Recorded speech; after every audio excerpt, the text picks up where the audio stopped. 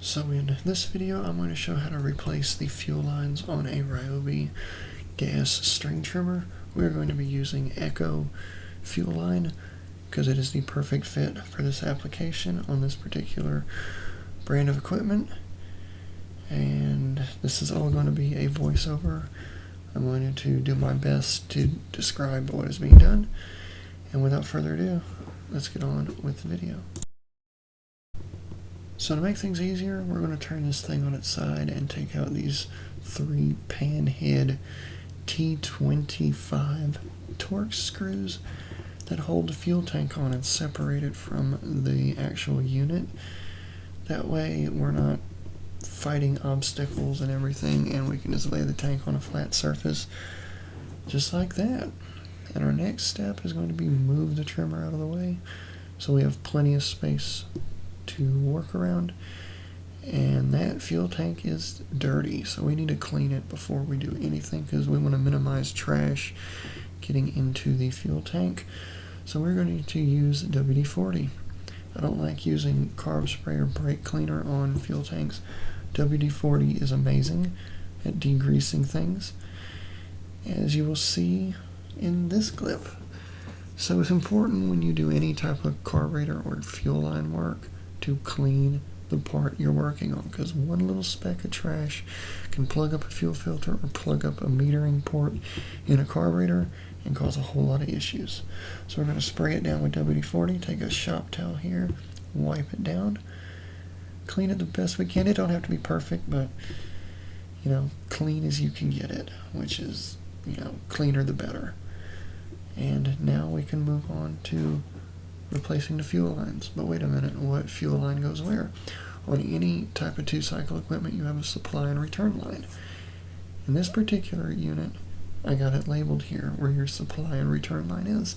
The supply line is closest to the front of the gas tank, and the return line is closest to the back of the gas tank, towards that sticker you see there.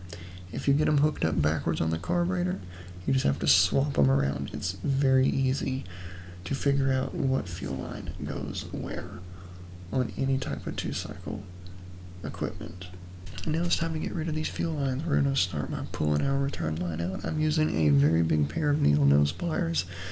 You will need needle nose and a pair of forceps or hemostats, especially to do this filter line. Now I got all my hemostats and forceps off of Amazon. I got them in like a pack of 4, I think. Sometimes you can use needle nose if they're thin enough, but that supply line is way in the back there. We need to pull it out basically from the inside out. So we're going to take these very long hemostats and look at that fuel line. No wonder this thing wouldn't run. So now we got rid of the old fuel line. And now we're going to make sure our Echo fuel line fits the ports on the carburetor, and it does. And they make a nice seal on them ports on the carburetor.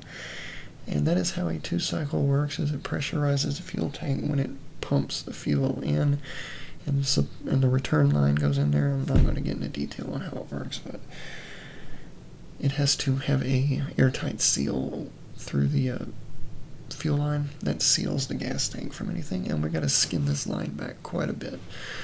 That way it lays down on the bottom of the tank, and we can take our very long pliers here and grip a hold of that fuel line and pull it through, and it pulls through perfectly. And once we get it past the opening for the fuel tank, we can use our regular pliers and pull it through. And you want to pull enough through to where you can put your fuel filter on and have the filter at the very back corner of the fuel tank. And there's some more good old WD-40.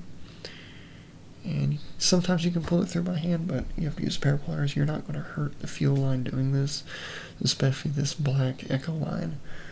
Now Tygon you can, and that PVC line, you can actually damage it. We're going to get rid of what we had to shave back to get it to pass through the fuel tank, and there I can pull it through by hand. And we're going to put a Zima fuel filter on here. I'm digging around for one on my messy work table, and I grabbed one of them Amazon carburetor kits and grab one of them Zama, I think it's a ZF1 fuel filter. Yeah, the little white ones that Husqvarna uses. And we're going to put a little bit of WD-40 on the end of it, just like so. And we'll put it on the end of the fuel line, just like this. And it presses on easy and forms a good seal. And then we'll put it in the fuel tank just like this. And you can leave excess line in the fuel tank, it's not going to hurt anything. You just don't want the fuel cap catching on it. So I'm looking at it and I pull it back just a little bit. And that is how you do the supply line. And we're going to cut it off this roll here. I'll probably cut off about a good 8 inches or so. Just like that. Because you always want to leave it longer than needed, because if you cut it too short, you have to redo everything. You can always, cut as much off as you want to get it to the right size. Now, our return line is very simple. We don't have to skin back, but just a little bit. We're going to pass it through the opening, and we're going to grab it with our forceps. Still can't use my nice pair of needle nose. And the return line only has to poke down the fuel tank a good 1/4 to 1/2 inch. So we're going to snip that off right there. No need to put a stopper on it or anything.